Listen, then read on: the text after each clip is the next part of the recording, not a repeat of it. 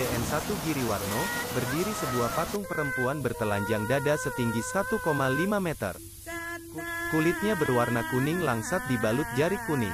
Tangan kanannya memegang wadah kecil yang oleh warga diisi bunga. Perempuan itu berdiri di atas fondasi menyerupai bunga teratai. Masyarakat sekitar menyebutnya dengan Rondo Kuning. Ia merupakan sosok misterius yang hidup menjadi cerita rakyat. Rondo Kuning kini menjadi lekat dengan nama wilayah setempat. Misalnya, kendati berada wilayah Desa Giriwarno, banyak orang menyebut daerah itu sebagai Rondo Kuning. Jadi nama SDN 1 Giriwarno pun orang menyebutnya SD Rondo Kuning. Yang menyebut SDN 1 Giriwarno itu biasanya anak-anak milenial. Sosok Rondo Kuning tak lepas dari keberadaan Giriwarno yang dipenuhi hamparan sawah kala itu. Setiap musim panen tiba, desa itu terlihat kuning dipenuhi padi yang siap dipetik. Jika musim itu tiba, orang-orang desa berbondong-bondong ke sawah untuk derep atau memanen padi.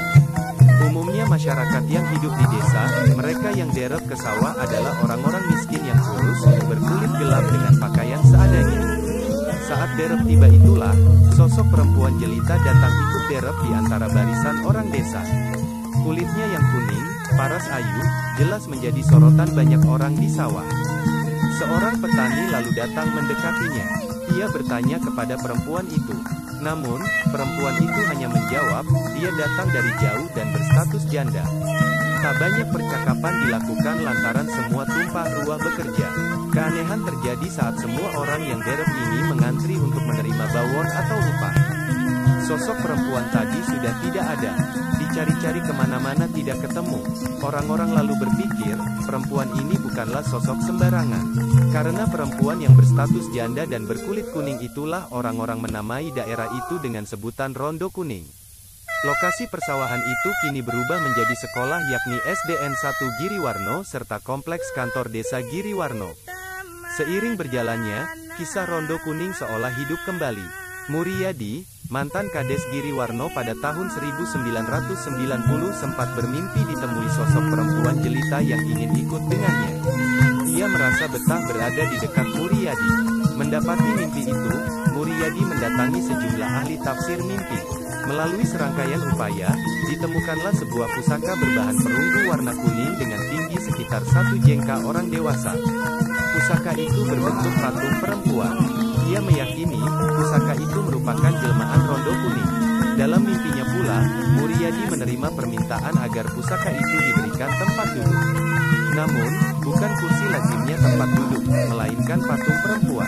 Pada 1992, Muryadi lantas berinisiatif mendirikan patung perempuan menyerupai pusaka itu kepada arsitek asal Universitas 11 Maret, UNS, Solo. Ada hal-hal aneh yang terjadi saat patung dibuat. Salah satunya adalah saat arsitek berusaha memotret pusaka untuk dibikin mock-up. Hasilnya, foto itu selalu berkabut. Dalam foto tak pernah terlihat wujud patung.